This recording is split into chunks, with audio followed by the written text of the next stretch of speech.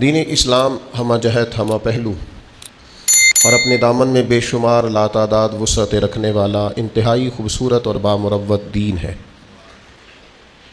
ہوتا یہ ہے کہ جب دین اسلام میں بے پناہ وسعت پائی جاتی ہے اور ہر پہلو پر دین رہنمائی کرتا ہے، تو بعض لوگ یوں کرتے ہیں کہ جو ایک پہلو ان کی طبیعت کو بھلا لگتا ہے وہ اس ایک پہلو کو چننا شروع کر لیتے ہیں، جو ان کی طبیعت کے مطابق ٹھیک ہوتا ہے اس کو عکس کر لیتے ہیں اور پھر اسی پر دلائل جمع کرتے رہتے ہیں، اسی کو بیان کرتے رہتے ہیں، اور دوسرے کسی اور پہلو پر نہ توجہ دیتے ہیں۔ اور اگر کوئی شخص کسی اور پہلو کو چھیڑتا ہے تو بجائے اس کے کہ کسی کی بات کو، علمی بات کو غور سے سنا جائے، دلیل سے قبول کیا جائے، ہمارے ہاں رویہ بڑا سخت اور تلخ ہو جاتا ہے۔ نیکی، تقوی اور پرہیزگاری کا بھی لوگوں کا اپنا اپنا معیار ہے۔ کچھ لوگ کہتے ہیں جناب میں چونکہ عشق والا ہوں، میں چونکہ پیار والا ہوں، چونکہ وارفتگی والا ہوں، لہذا مجھے آپ نہ کہیں کہ پابندی سے نماز پڑھ، مجھے آپ یہ نہ کہیں کہ سنت اور شریعت کا خیال کر۔ عشق پورے عروج پہ ہے، لیکن عشق رسول میں اگر آپ مجھے یہ کہیں کہ میں داڑھی بھی رکھوں تو چونکہ میں عاشق ہوں، میرا آپ صرف عشق ہی قبول کریں۔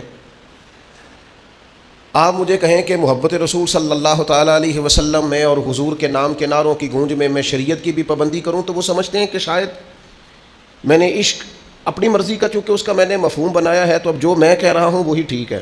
ہمارے ہاں یہ ہوتا ہے کہ ہم ایک پہلو کو لیتے ہیں، اب ایک دوسرا پہلو ہے۔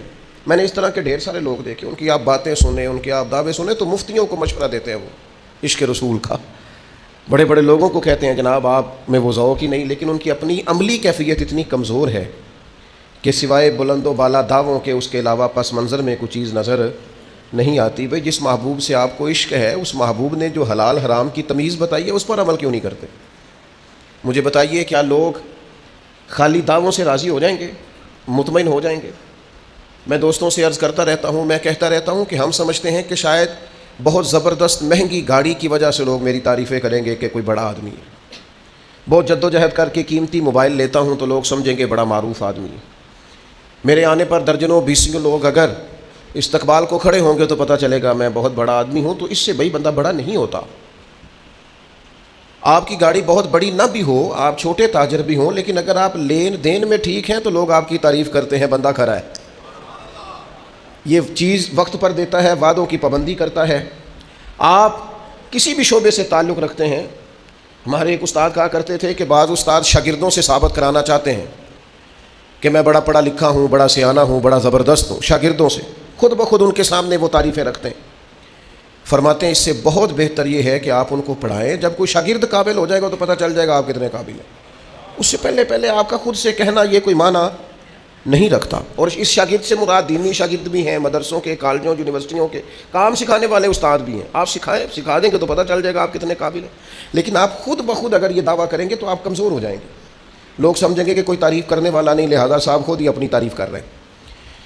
تو کچھ لوگ صرف دعوی عشق کر کے مضبوط ہو جاتے ہیں، عمل نہیں کرتے، یہ بھی پہلو درست نہیں ہے۔ اور کچھ لوگ ایسے ہیں جو نرا عمل کا دعویٰ کرتے ہیں، وہ کہتے ہیں جناب آپ کیا نرے نعرے لگاتے رہتے ہیں، نماز پابندی سے پڑھیں، عبادت وقت پر کریں، صدقات زکوٰۃ کا خیال کریں، حج عمرہ ٹائم پہ کریں، باقی آپ کن چکروں میں پڑھیں، عشق بھی ہونا چاہیے، پیار بھی ہونا چاہیے، محبت بھی ہونی چاہیے۔ یہ دوسرا پہلو ہے، یہ بھی خطرناک ہے۔ یہ بھی خطرناک ہے کہ آپ کہیں کہ میں نے سیدھی سیدھی نماز پڑھ لی، اب تم مجھے کہو کہ میں غلامی بھی کروں۔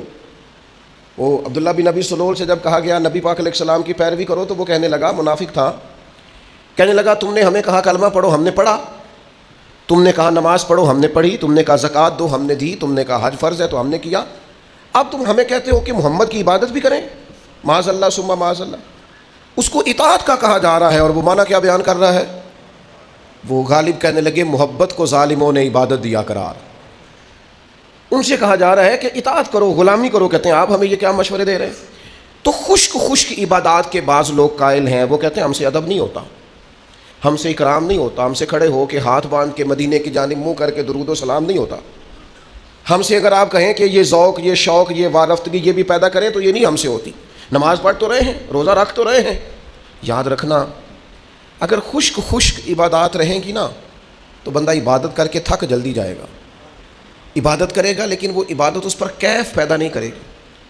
تقویٰ پرہیزگاری وہ کرے گا صحیح، لیکن وہ اس کے لفظوں جملوں تک تو رہے گا، اس کی روح میں نہیں اترے گا۔ یہ ساری چیزیں روح میں تب اترتی ہیں جب بندہ جم کے اور ڈٹ کے مدینے والے محبوب سے محبت کرتا ہے صلی اللہ تعالیٰ علیہ وسلم. اور میرے نبی پاک صلی اللہ تعالیٰ علیہ وسلم کی تو ذات ہی ایسی ہے. حضور کو تو اللہ نے بنایا ہی ایسا ہے کہ ان کو چاہا جانے کو دل کرتا ہے, اکرام کرنے کو جی چاہتا ہے. محبوب کریم صلی اللہ تعالیٰ علیہ وسلم نے اپنے غلاموں کو جہاں جہاد کا حکم دیا, عبادات کا حکم دیا, زکوٰۃ کا حکم دیا, وہاں کہیں بڑھ کے صحابہ سمجھ گئے تھے کہ ہمیں حد درجے احترام بھی کرنا ہے مدینے والے محبوب. مجھے دیکھیے نا, دو ہی باتیں ہیں, لفظوں کا چناؤ, انداز تکلم, گفتگو, دو ہی باتیں ہیں. ایک صاحب آتے ہیں, وہ آ کے کہتے ہیں جناب یہ میرا نام ہے, یہ میرا کارڈ ہے, اتنے عہدوں پر میں فائز ہوں, فلاں فلاں جگہ سے آیا ہوں, یہ میرا کارڈ اندر بھیج دیں آپ فلاں بزرگ کے پاس, اور انہیں جا کے کہہ دیں کہ فلاں صاحب آئے ہیں. تو ایک طریقہ یہ بھی ہے کسی سے ملنے کا.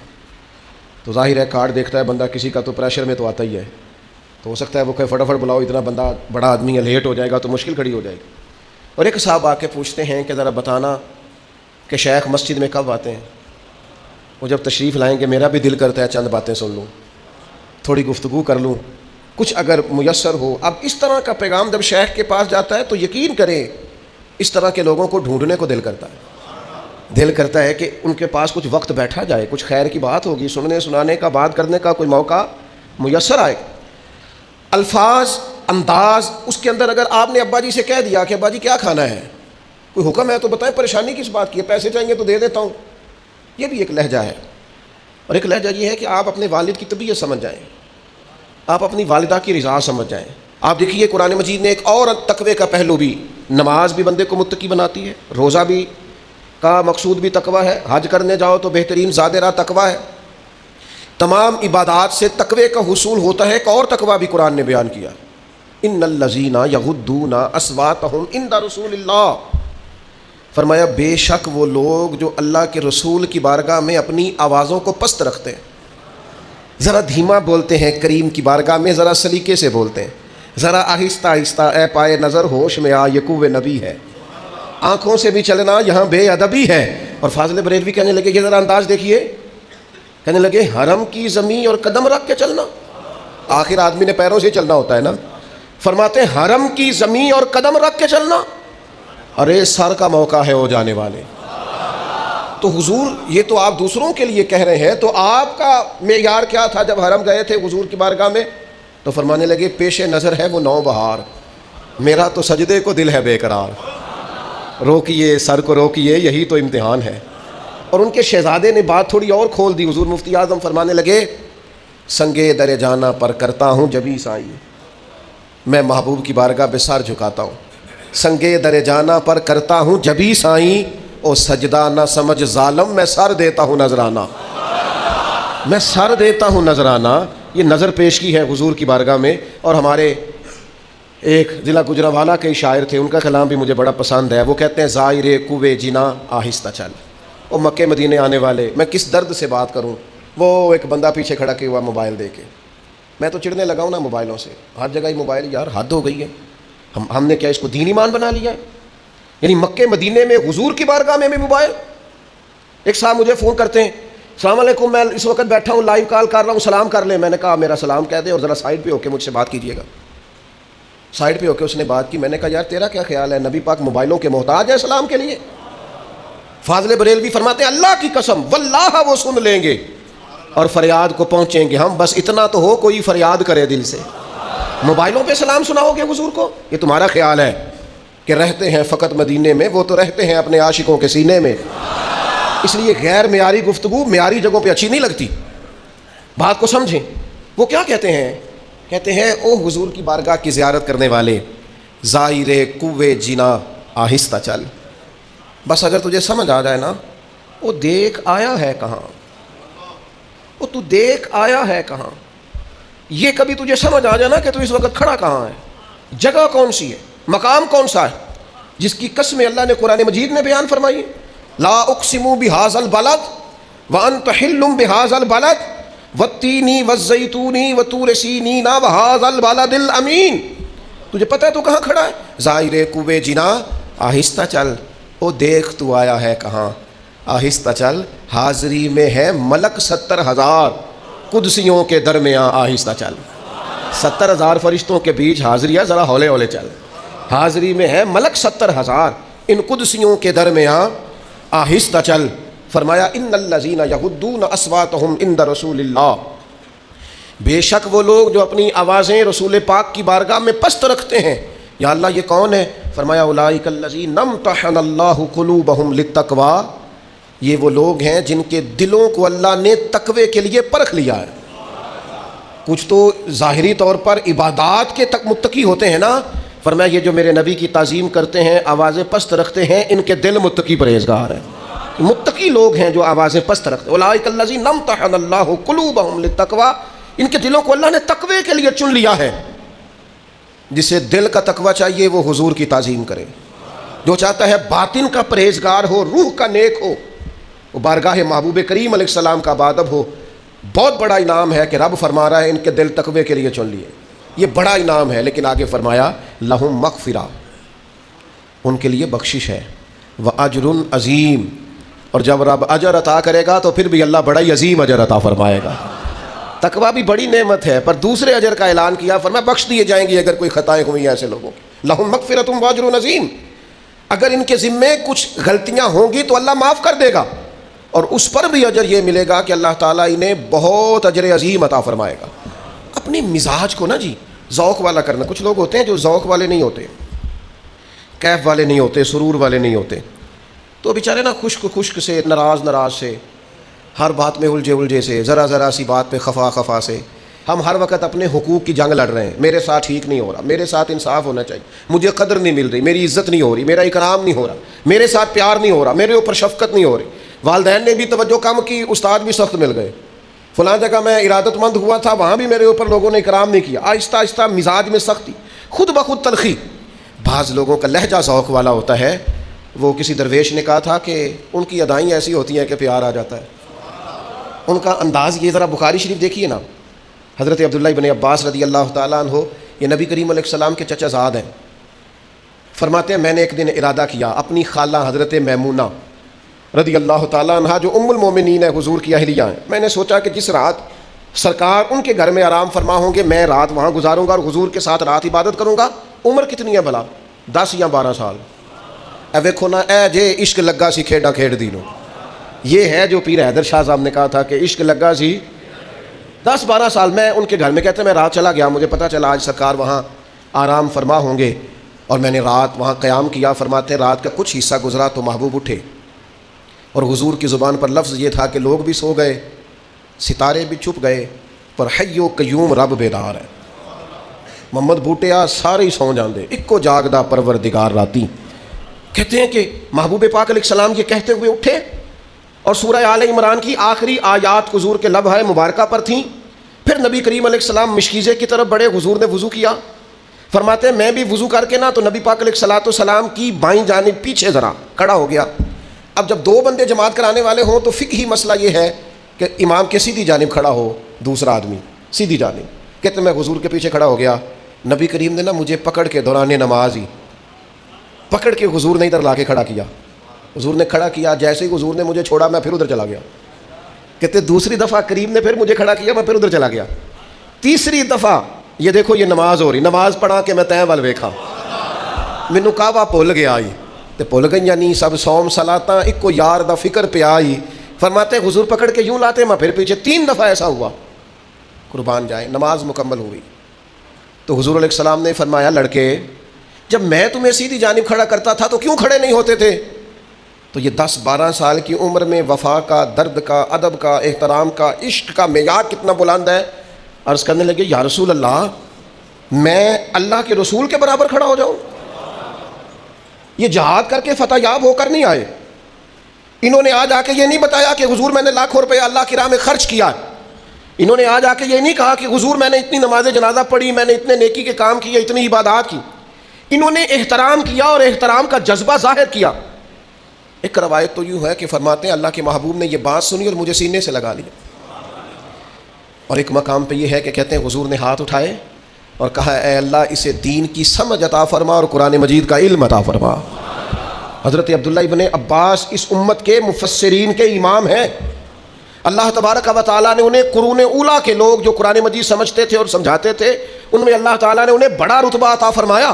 عزیز دوستو، جب آپ کی طبیعت میں ذوق ہوتا ہے، جب مزاج میں احترام ہوتا ہے، جب لہجے میں ادب کا، اکرام کا ٹھہراؤ ہوتا ہے، تو بندہ وفادار ہو جاتا ہے۔ ہمارے بچوں کو ہم نے سب سکھایا ہے، فلاں سے آگے گزرنا ہے تم نے، فلاں کے بچے تم سے پیچھے رہنے چاہیے۔ ہم نے انہیں زبردست مشینیں بنانے کی کوشش کیا ہے پیسے جمع کرنے کی، ہم نے انہیں سکھایا ہے کہ مال اکٹھا کرو گے تو بچو گے اللہ ماشاءاللہ۔ لیکن اللہ کے حبیب فرماتے ہیں تمہارا اولاد کے لیے بہترین تحفہ یہ ہے کہ انہیں اچھا ادب سکھاؤ، انہیں کسی کا احترام کرنا آتا ہو، وہ اکرام کریں، ان کے لہجوں سے کسی شخص کو بے ادبی کا شائبہ نہ ہو، ان کا انداز اس طرح کا نہ ہو کہ جس سے یوں چھلکے کہ یار کسی نے جڑی بوٹیاں ہی نہیں اتاری اس فصل کے گرد سے، کسی نے وقت پر آب یاری نہیں کی، یہ درخت تھے کسی کے لیکن اس نے کھلے چھوڑ دیے، جیسے چاہا جس طبیعت میں چاہا، ماحول اور ہو گیا۔ میں نے خود دیکھا ہے، ماں باپ تعریفیں کر رہے ہیں شادی سے پہلے اپنے بیٹے کا رشتہ کرتا، کہتے ہیں بڑا ہی اچھا ہے، کیا بات ہے، بڑا کماتا ہے، لیکن اس کی بد اخلاقی سے تڑپ کر جب اس کی بیوی اور اس کے سسرال والے شکایت کرتے ہیں کہ تمہارا بیٹا یا تمہاری بیٹی تو نہایت بد اخلاق ہے، تکلیف دیتے ہیں، تو ابا جی کیا کہتے ہیں، میں بھی بڑا سمجھانا، شروع سے ہی بڑا کہتا ہوں۔ تو بھئی آپ نے کسی اور کو دوزخ میں کیوں جھونکا؟ آپ کیا سمجھتے ہیں پھر آپ کے لیے خیر کے جملے آئیں گے؟ آپ نے تکلیف کے اندر کیوں ڈالا کسی اور کو، جب اس کی بد اخلاقی، بد خلقی اور مزاج کا اکھڑ پن آپ کو گھر میں پتہ تھا، آپ وہ ذوق ہی نہیں دے سکے، وہ تربیت ہی نہیں کر سکے۔ میں آپ سے عرض کروں گا، طالب علموں سے، طریقت کے سالکین سے، عام لوگوں سے عرض کروں گا، نیرے پیسے نہیں کمانے چاہیے، نیرے عہدے نہیں کمانے چاہیے، نیرے تعلقات نہیں بنانے چاہیے، زندگی میں دعائیں بھی لے لینی چاہیے، زندگی میں برکات بھی سمیٹ لینی چاہیے، کسی کی نظر شفقت میں بھی کبھی کبھی رہنا چاہیے۔ کچھ لوگ ایسے بھی ہوتے ہیں جن کا کوئی بڑا ہی نہیں ہوتا، ان کو کوئی اچھا آدمی ملا ہی نہیں ہوتا زندگی میں، ان کی طبیعت بتاتی ہے کہ وہ ہر وقت شکوہ کر رہے ہیں، چھوڑیں جی ساری دنیا دیکھ لی، یعنی ان کا خیال ہے کہ جس کائنات کو اللہ کہہ رہا ہے لقد خلقنا الانسان فی احسن تقویم، کہ میں نے بڑی اعلیٰ انسانیت بنائی، اور جس امت کو اللہ کہہ رہا ہے کنتم خیر امۃ اخرجت للناس، محبوب کی امت بہترین امت، انہیں اس پوری امت میں کوئی اچھا آدمی نہیں ملا، پوری انسانیت میں کوئی خوبصورت بندہ ہی نہیں ملا۔ دعوے دیکھو کتنے بڑے۔ کچھ تھوڑا سا نا طبیعت میں ذوق، کچھ لطف، کچھ دعائیں، کچھ کہیں کسی کی نظر میں رہنے کا شوق، کچھ کسی وقت آپ بغیر کسی سبب کے کسی بوڑھی اماں کو سڑک تو پار کرا کے دیکھیں۔ پیر صاحب کو لوگوں نے روز دعا کے لیے کہنا ہوتا ہے، تو بعض پیروں کی دعائیں رٹی ہوئی پکی روٹی، کچی روٹی کی طرح ہوتی ہیں، تسبیح بڑی بڑی، ڈبہ بڑا، ایک دو سیکنڈ کے لیے اگر کوئی حجرے میں آ گیا تو ان کی دعا ہوتی ہے اللہ خیر کرے، اللہ بھلا کرے، چونکہ وہ بیچارے کو صبح سے شام تک تو کام ہی یہی ہے۔ اب تو اور زیادہ پیروں نے آسانی کر لی ہے، تعویذ بھی لکھ کے نہیں دیتے، چھپوا کے رکھ لیتے ہیں، کیونکہ جب دکان زیادہ چل جائے تو پھر بہت ساری چیزیں آرٹیفیشل بھی لینی پڑتی ہیں، پیکنگ کرا کے لوگ کٹھی رکھ لیتے ہیں۔ اور یہ ایسے لوگ ہیں جن کو کوئی کتاب نہیں پڑھنا، کوئی ان کو سکھانا نہیں، پڑھانا نہیں، آنا نہیں، جانا نہیں۔ ایک یہ ہمارا انداز ہے ریڈی میڈ چیزوں کا، ان سے بچیں۔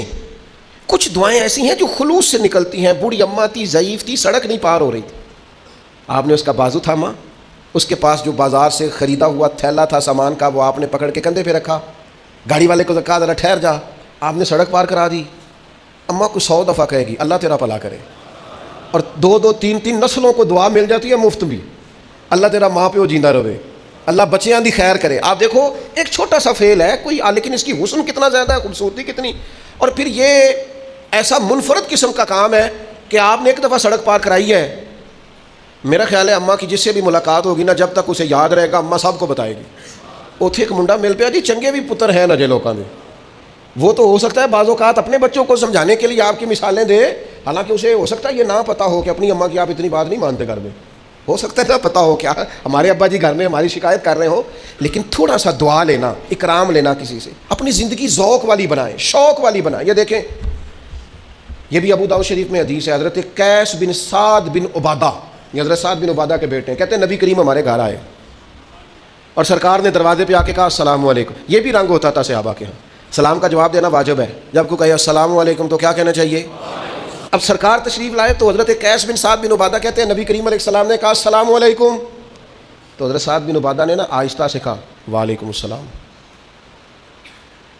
حضور نے پھر کہا السلام علیکم، انہوں نے پھر آہستہ سے کہا وعلیکم السلام۔ حضرت قیس بن سعد کہنے لگے ابا جی اونچا کہیں، تو حضرت سعد کہنے لگے بیٹا چپ کر، حضور ذرا ہم پر زیادہ سلامتی بھیجیں تو کرم ہو جائے گا، آنے دے سلام آ رہے ہیں۔ یہ سیاستہ ہے، مجھے سمجھ نہیں آتی لوگ جب حدیثیں پڑھتے ہیں تو ان حدیثوں کو کیوں نہیں پڑھتے، یہاں پتہ نہیں کون سی اینک لگا کے گزرتے ہیں۔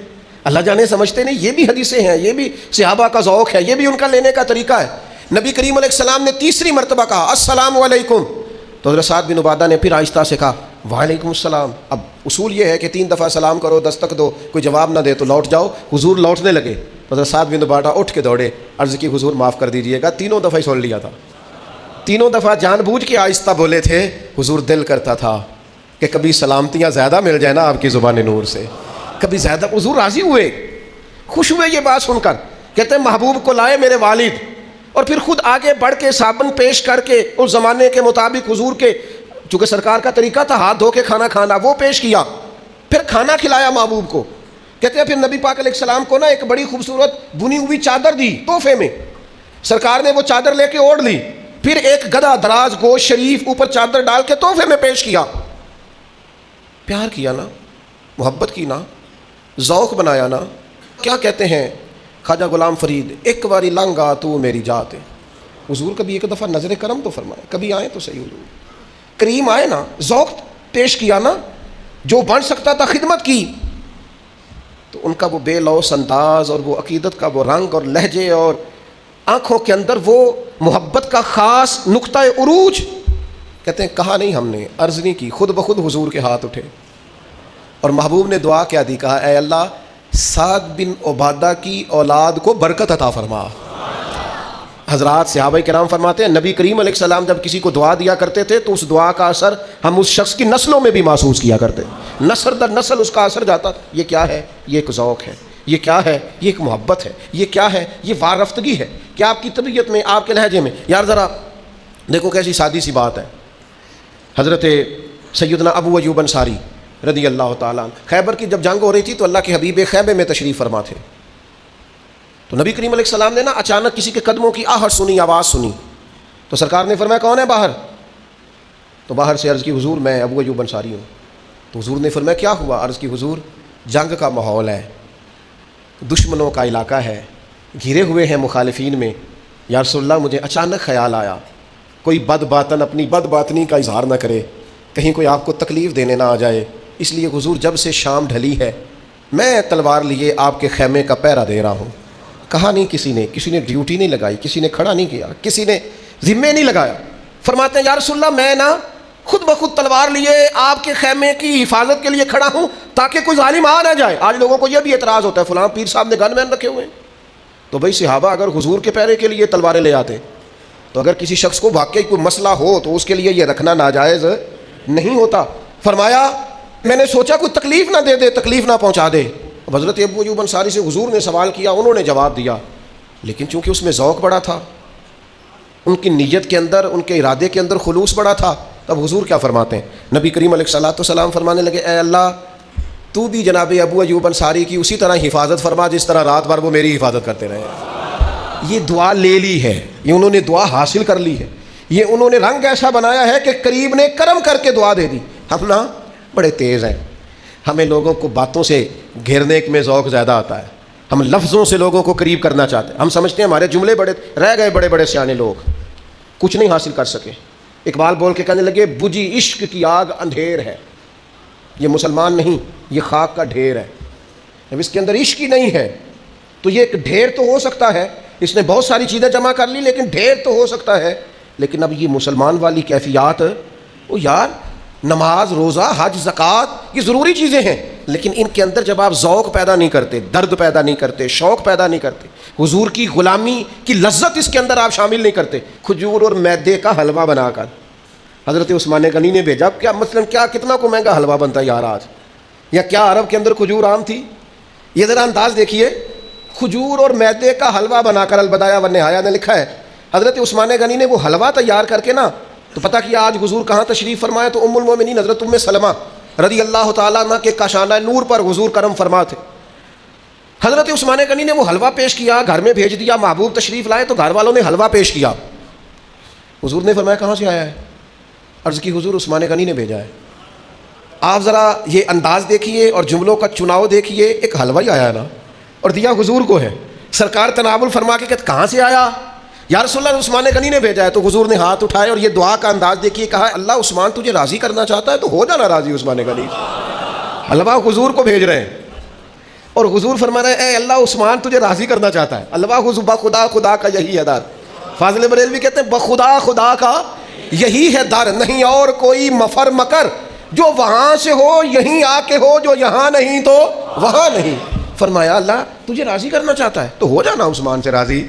تھوڑا سا نا اپنی زندگی کو، اور یار عید کے بغیر بھی کبھی کبھی ابا جی کو جوڑا لے دیا کرو، کچھ نہیں ہوتا. بغیر سبب کے بھی کبھی اماں کو کہہ دیا کرو کہ یہ تھوڑے پیسے ہیں، کوئی حرج نہیں. گھر والوں کو، اہلیہ کو، بچوں کو بغیر وجہ کے بھی کسی وقت محبت، کبھی کبھی دوستوں کو بغیر سبب کے.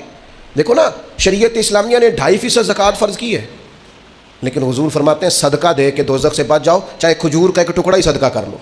نفلی صدقات پر توجہ دی. نماز کے فرض 4 رکھے عصر کے، لیکن فرمایا جو عصر سے پہلے 4 رکھتے پڑے گا، اللہ کے رسول نے دعا دی اے اللہ اس بندے پہ رحمت فرما دینا.